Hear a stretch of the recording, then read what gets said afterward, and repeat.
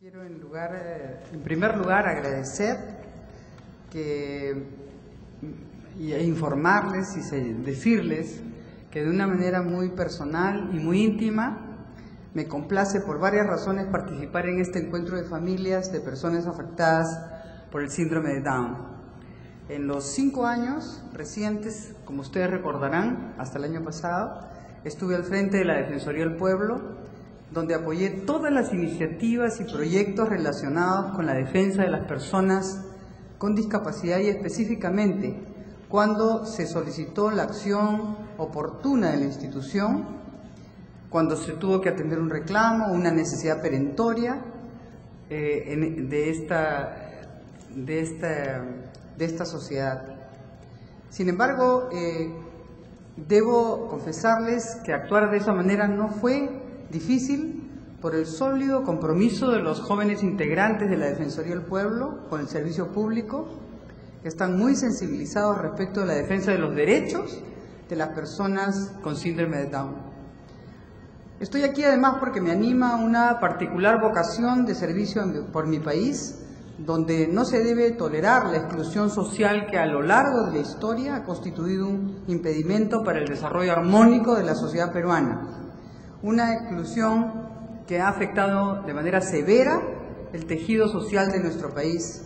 Por eso agradezco la invitación que se me ha cursado para participar en esta conferencia sobre el tema de personas diferentes, derechos iguales, porque en mi opinión, a pesar de los rasgos exteriores de nuestra modernidad, subsiste un trasfondo anclado en un oscuro pasado de abuso y de discriminación. Nuestra Constitución, ustedes lo saben, consagra el derecho de toda persona de ser tratada de manera igual ante la ley y prohíbe la discriminación. Y muchos dispositivos como la Ley de Igualdad de Oportunidades, los planes de acción y muchos prescriben la obligación del Estado de respetar y garantizar el derecho a la igualdad. Esta es una norma imperativa, no solo por el plano interno, sino por muchos documentos y obligaciones internacionales como la Declaración de los Derechos Humanos, el Pacto Internacional de los Derechos Civiles, la Convención Americana de los Derechos Humanos y todos estos que son vinculantes para nuestro Estado. Sin embargo, es muy fácil para nosotros y para ustedes advertir que la realidad muchas veces no concuerda con lo establecido por las normas y las leyes. Por el contrario, la igualdad no se percibe entre nosotros como el efecto de una práctica social y su existencia se torna más precaria si entran en juego características que nos diferencian, sea por sexo, por raza, por religión, por discapacidad o por capacidad económica. En el Perú actual, las personas con discapacidad se ven afectadas por actitudes signadas por diversos tipos de discriminación y lo grave es que esta violación de sus derechos humanos es impune y que el Estado aún tiene ante sí un largo camino por recorrer para convertirse en el ente que efectivamente vele por los derechos de todas las comunidades. Hoy, ya lo sabemos, el número de las personas con discapacidad en el mundo es no menos de 650 millones, quizá el 10% de la población mundial. Y un dato que avergüenza en su mayoría es que la mayor parte de estas personas viven en países en vías de desarrollo. 20% de las personas que están en situación de pobreza presentan algún tipo de discapacidad. Y sin embargo, a pesar de todo esto, hasta la fecha no se ha logrado promover acciones que permitan a las personas con discapacidad acceder a sus derechos, a la educación, al trabajo, al acceso a la información, a la libertad de movimiento o a su participación en la vida política. La Organización Mundial de la Salud dice que la vida de todas estas personas podría mejorar si pudiesen acceder a los servicios básicos. Solo la mitad de los estados, 100 más o menos, cuenta con estándares y legislación que regule el problema de discapacidad. Pero a pesar de estas presuntas ventajas, se debe saber que las personas con discapacidad son las más propensas a ser víctimas de abuso y a no obtener la protección legal o la atención preventiva que dice las Naciones Unidas son sistemáticamente denegados, como el derecho a la educación o el derecho al trabajo. Y en lo que se refiere a la educación, casi el 90% de los niños con discapacidad, niños y niñas, en los países en vía de desarrollo no asiste a una escuela. En el ámbito laboral, entre el 80 y 90% de estas personas en edad de trabajar no tienen empleo. Y en los países desarrollados, ni crean que es tanto mejor. Ese panorama es tan poco alentador que 50%, fluctúa entre 50 y 70%. Y es por eso que el Estado del Perú debe actuar y adoptar una política que visibilice a este colectivo de manera integral y le permite el pleno ejercicio de sus derechos. Levemente me voy a detener en el marco de las normas. En el 2006, ustedes saben, Naciones Unidas aprobó la Convención de los Derechos para las Personas con Discapacidad y su protocolo facultativo. Y eso fue un cambio de paradigma en la visión de las personas como sujetos de derechos y agentes activos de la sociedad. Y este es un instrumento que adoptó una amplia clasificación para personas con discapacidad. Evidentemente, la importancia de esta convención reside en que en esta se reafirmó la premisa de que todas las personas con discapacidad deben gozar de todos los derechos humanos y de todas las libertades fundamentales. Para eso fue necesario establecer que se deben introducir adaptaciones para que las personas puedan acceder y hacer en forma efectiva sus derechos y fortalecer la protección de estos derechos ahí donde se les ha impedido. En relación a nuestra región, la OEA, en 1999, suscribió la Convención Interamericana de todas formas de discriminación contra personas con discapacidad, que el Perú ratificó en el año 2001, que también plasma derechos civiles, políticos, económicos, sociales y culturales.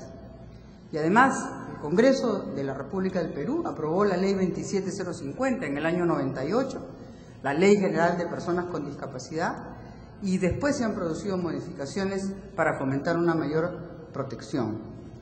¿Es esto suficiente? No, no lo es. Desafortunadamente no bastan los dispositivos legales para garantizar los derechos de las personas con discapacidad. Más bien hace falta crear instrumentos y mecanismos de implementación que contribuyan a su aplicación de manera efectiva.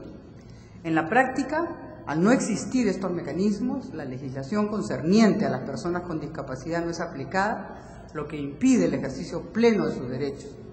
De modo que conforme pasa el tiempo, se han obtenido ciertos avances, pero los retos se han multiplicado en nuestra sociedad. Por eso el primer reto, como lo dije, es conseguir la visibilidad. La sociedad peruana y el Estado peruano deben percatarse que estas personas existen y adoptar acciones para garantizar sus derechos. Obviamente se debe cambiar el enfoque asistencialista con que el Estado percibe a este colectivo para que percatarse que son personas que son agentes productivos y pueden convertirse en agentes activos para el desarrollo del Perú. Lamentablemente, al invisibilizar a este sector de la población y negarle oportunidades, el Perú está perdiendo la participación de personas con inteligencia y con talento. El Estado debe promover en el Perú iniciativas de apertura, de integración para las personas con discapacidad. Y eso va a permitir una interacción entre ciudadanos y ciudadanía para fomentar la tolerancia, el respeto y el intercambio de experiencias. Esto se ha plasmado positivamente en la integración escolar de niños y niñas con síndrome de Down en las escuelas peruanas. Si tomamos en consideración que en el Perú cada año nacen aproximadamente unas 785 personas con síndrome de Down, es necesario que el Estado del Perú elabore una severa y definitivamente política que les permita acceder a la educación, al trabajo, a la vivienda, a la salud y a otros servicios básicos, porque como todos los ciudadanos tienen derechos y tienen deberes frente al Estado. Pues es un gran avance que los colegios hayan decidido incluir a niños y niñas en sus aulas, porque mediante la evaluación de esta práctica se ha podido identificar aspectos positivos. Por ejemplo, la mayor tolerancia y respeto que los niños y niñas adquieren en su relación con otras personas. Y ciertamente, en esta medida que ha logrado algunos éxitos en Lima, debe ser incentivada por las autoridades para que se replique en otras ciudades del Perú. Igualmente ha sido positivo la inclusión de las personas con discapacidad en el mercado productivo. A pesar de que la norma establece que en todas las instituciones públicas el 3% del personal debe estar compuesto por personas con discapacidad, la verdad es que la disposición no se cumple con rigor. Programas estatales como Jóvenes a la Obra, ex-Projoven, promueven la capacitación de jóvenes con discapacidad. Y con este programa se han obtenido algunos buenos resultados, pues, como señalaba el difundido eslogan, discapacidad no significa incapacidad. Asimismo, si bien permanecen las barreras arquitectónicas, estas se han atenuado, disminuyendo progresivamente, pues las autoridades han adoptado acciones, han aplicado sanciones a las entidades que no facilitan el acceso a las personas con discapacidad. No obstante esta legislación, todavía hoy tenemos impedimentos que afectan la total inclusión. Y en realidad se trata de la carencia de rampas suficientes en las calles, en las puertas de ingreso a los edificios públicos, la señalización pertinente para personas con discapacidad auditiva o visual y transportes públicos adecuados, entre otros. Pregunto, ¿acaso es tan costoso implementar estos complementos? La verdad, no lo es. Por eso hay que exhortar a las autoridades nacionales y regionales, a las municipales, a que continúen incorporando mejoras en el entorno urbano para que todos los ciudadanos puedan desplazarse libremente y acceder a los servicios en igualdad de condiciones. Una propuesta interesante que ha obtenido éxito y repercusión en otros países en América Latina, como por ejemplo el Ecuador, consiste en proporcionar subsidios a las personas con discapacidad para que accedan a viviendas dignas en aras de promover su integración a la sociedad. A mí me parece conveniente evaluar la aplicación de esta iniciativa en nuestro país, pues sin duda contribuirá a que las personas con discapacidad se incorporen con más seguridad y con más facilidades al mercado. Finalmente abordaré el rol de la Sociedad Peruana de Síndrome de Down.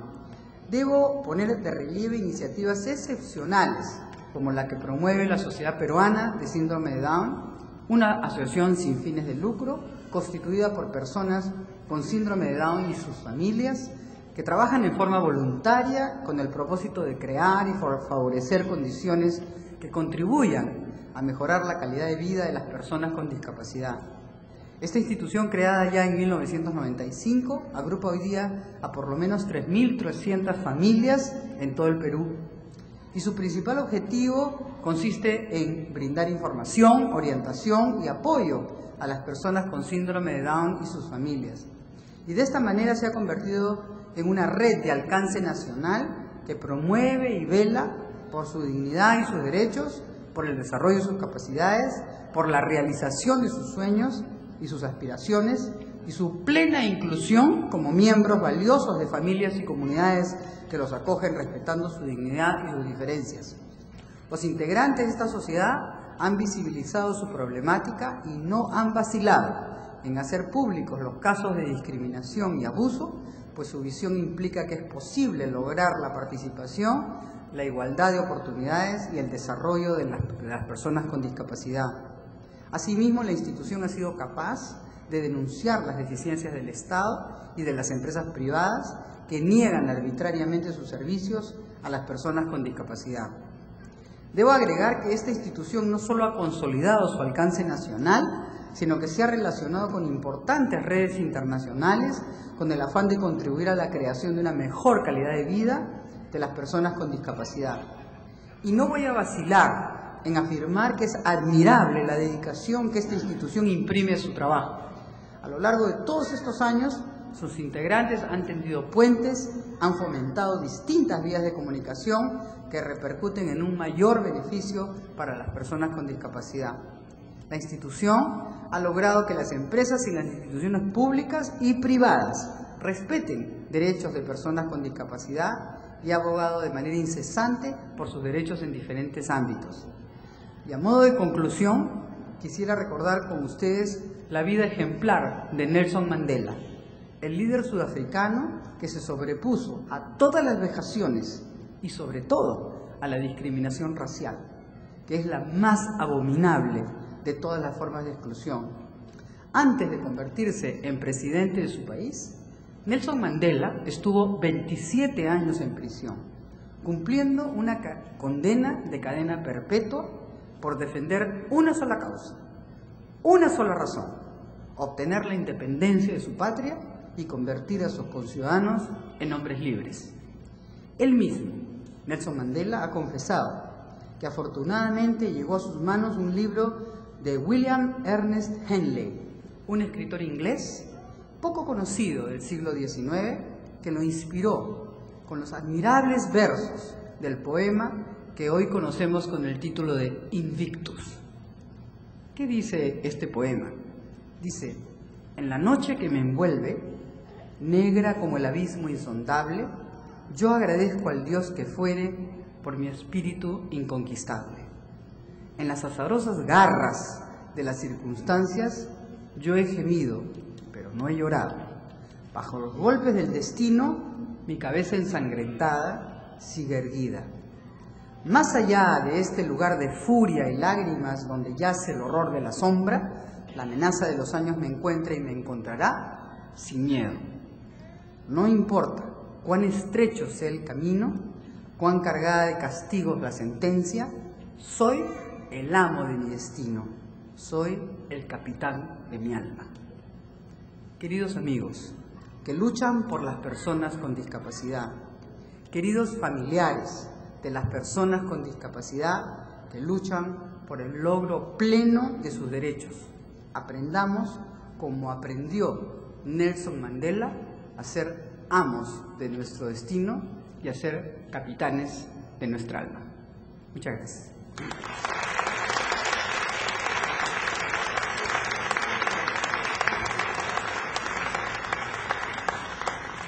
Yo creo que las palabras de Beatriz finales nos van a guiar, ¿no es cierto?, a ser capitanes de nuestras almas, de nuestros destinos.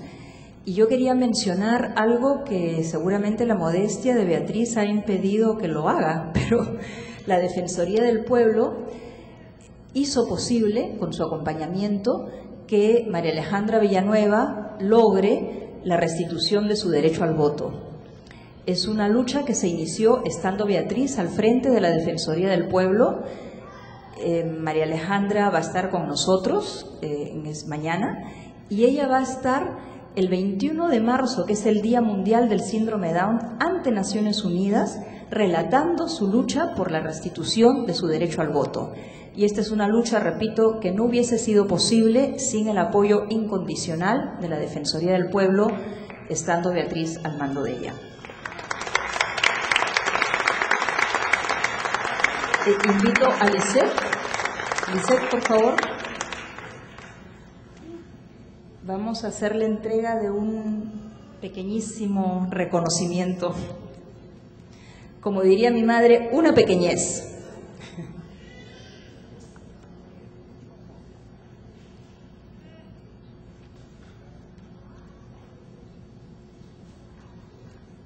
Bueno, muchísimas gracias nuevamente, Beatriz. La despedimos con un fuerte aplauso.